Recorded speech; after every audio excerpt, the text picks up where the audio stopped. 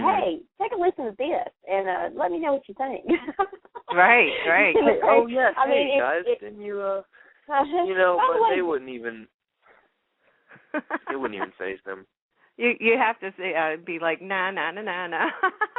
I did it. I don't know. They're just kind of like those guys you hear on the classical music stations. You know. I don't know. I'm not trying to talk bad, but I'm saying it wouldn't faze them. They're like, whatever. Good for you. Moving on.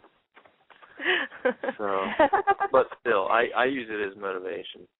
Oh yeah, definitely. And I would dare say that you have certainly proven yourself and defied any odds that them or anyone else may have put out there to say, hey, you know, which is just all the more, like you say, it's inspiring and it's very motivational, and it definitely has shown you that you can do, you know, people will always, I think sometimes we tend to, you know, we get backlash and it's easy to buy into that, but we have to remember that we are capable.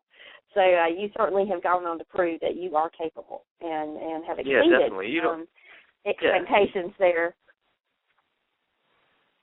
Yeah, you don't have to be, you know, classically trained in anything. You don't have to, if you want to be a writer, you don't have to go to a fancy writing school, you know, to be a writer. Mm-hmm. You know, if you're born with a dream to do anything, then you have to figure it out yourself how to do it. Yeah, and it really is a mind over matter thing. I think if you are born with it, like you say, and it is a dream, that you will work at that until you master it. You know, and you won't stop because you'll just be so driven to succeed no matter what. Because if you have that dream inside and that passion to couple it, it really makes a huge difference. Yeah, I'm very dream driven. And, you know, it helps that I work with actually an Emmy-nominated composer named Craig Branlin. And he's pretty much like my mentor / partner in all the films that we do. We, you know, we knock them out with us and one other guy, pretty much. Well, that's wonderful. So your music, your original music is currently being mixed and mastered, and do you have any idea on when you might be releasing your album? I'm thinking near before the spring of the next year. We're actually doing it in a big studio. I got a record label. They're called Center Sound Records. Producing my album, and we're doing everything on state-of-the-art equipment. And they're letting me have control over all of my music, which is good. You know, that's huge. Yeah, that's huge. But they're an indie label out of Raleigh. And really cool people. So that's cool, but it's just hard getting my crazy music in my mind and onto into notes or audible sound, and getting the engineers to understand what I'm trying to do. Yeah. Right. Because I'll play something and they'll edit it to make it sound their kind of feel. Yeah. That's what happens when you get a lot of creative people in one place. So. Oh no, but I kind of like it though. I've learned that it's all about collaboration. Sharing with everybody. Yeah, I don't think one song that's ever been recorded and played on the airwaves is basically one person's work. It's a collaboration of many. You may have written the song and the lyrics and the music, but then it goes from there to other people to help you get that idea out there and a valid, a physical CD or an iTunes or something. Now, will you release this as a physical CD or will it be on iTunes and Amazon and such? Oh, yeah. It'll actually be released as CD. I'm actually in charge of all the artwork and everything. So it's really a tough project for me because I can design things for other people. I can do web design and photography and stuff like that. But when it comes to my own stuff, I'm really serious about it. So yeah, you get a little bit more picky and critique yourself. It takes me a while to get it out. Like we're working on this film right now called Don't Pass Me By. I'm sorry. I'm working on that, but there's another one I'm actually on the set for a few weeks. It's called oh my gosh, I just went blank. I gotta pull up my IMDb. I haven't slept in a few days. Oh, bless your heart. Yeah. well, I'm looking. You have Youngsville, A Long Way Off, Don't Pass Me By. A Long Way Off. There we go. I don't know why I forgot the name. Okay. Yeah, it's got Robert Davi in it, and I love him. Names. Yeah, he's pretty scary. Is he? Why? Yeah. No, I mean he's really nice, but he's just when I look at him, I think of James Bond's villain. Yeah. And the Goonies bad guy. So he's just kind of scary. Yeah. But he's nice. I have a picture up on my Facebook with him, and I'm actually taller than him, so I'm not really too intimidated.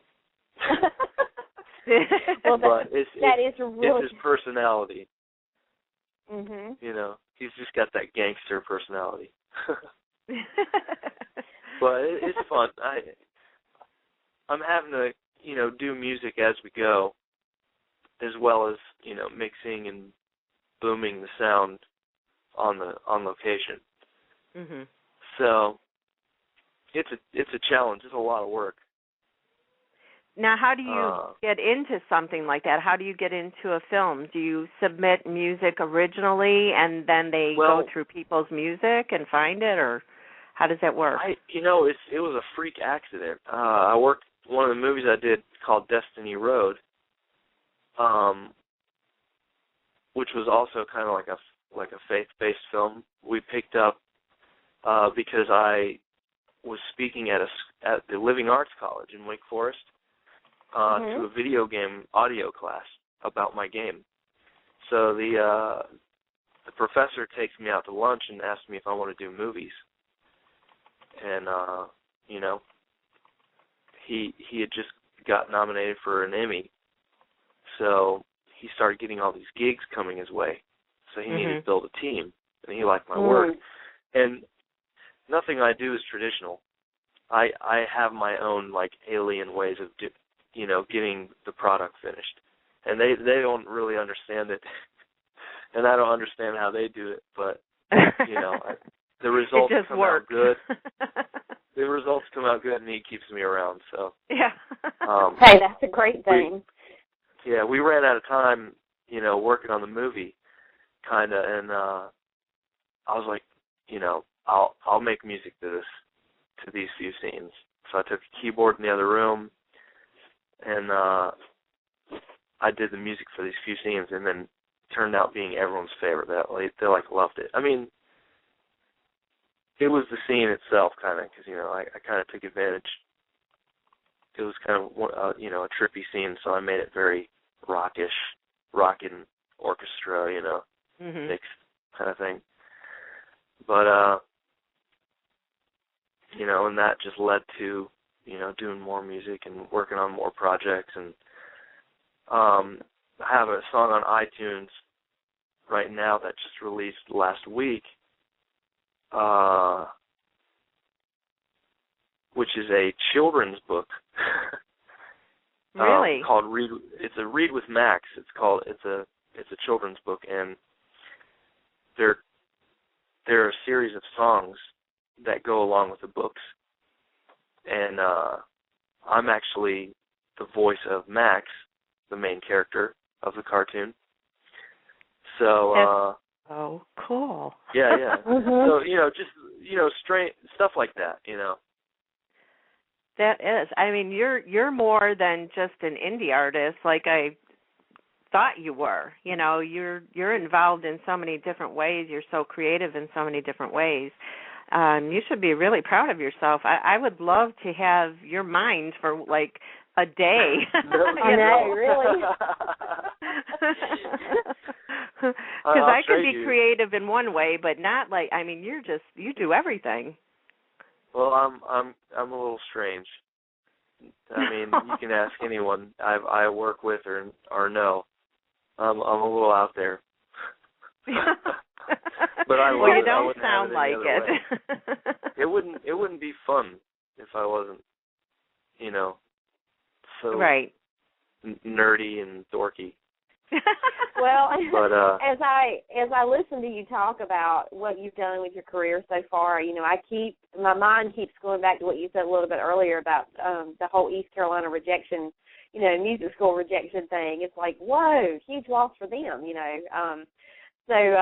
Because wow, you, like Pam said, you are much more than just an indie artist. I mean, and you very, very vast resume of things that you've done and things that you're working on. It's quite impressive. Thank you. Yeah, I know. I know. I'm really blessed. Honestly, I don't even, you know, I don't even control it. You know, it just happens. Mm-hmm. And I'm very thankful for it, and you know, and it keeps getting better and better. Well, I believe in hard work, but I also believe in fate, and it sounds like this was something that was fated to be in your life. So, you know, you started it out by, you know, getting interested in music, and God or the world or whoever, you know, just took over from that point on and led you down the path that you're supposed to go. Yeah, oh, definitely. Oh, I totally agree. It's definitely supernatural. That's for sure. Mm-hmm. Yeah, I don't think it was aliens, but you know what I mean. Now, I also wanted to. I'm sorry. Go ahead. Oh no, I was saying it's just some kind of, you know, super, you know, crazy thing. Yeah. I wanted to say that when I listen to songs on YouTube, I also like to read the comments that are underneath the songs. And you have a lot of people that love your music, no matter what you're singing. One of them, though, stood out to me, and I have to talk about it. You did the Civil Wars cover, Barton Hollow, with Lainey. I'm not sure how do you say her last name. Is it Dubois or Dubois? Dubois, yeah. She's actually my girlfriend. Okay. Oh, is she? Well, she's got an unbelievably beautiful voice as well. She does. Oh, yeah. Yeah, and you can tell because there's nothing electronically behind you guys. It's just you know, doing it acoustically, and it's amazing. It shows the true talent. But somebody wrote on there, which I thought was so funny, but it's such a huge compliment. You stomped the ever-loving crap out of the Civil Wars version. I would buy an album of your music or look around a lot on the Internet till I found it for free from some Russian website that would steal my credit card info, charge loads of vodka and hookers to my account, and eventually cause my ultimate demise. I have never read anything like that ever. I know, that's hilarious. Yeah, that was, that I remember reading that. They really went all out for that comment. But as you read it, even though it's so funny, that was really, really a compliment. I mean, know, it was very flattering. I was like, wow, thank you. No, seriously, it's stuff like that really like pushes me. Mm-hmm. I honestly should read those every day because it's easy to get discouraged today, you know, because there's so much competition and haters and yes, you know. Yeah. And you know, we got to look past that kind of stuff.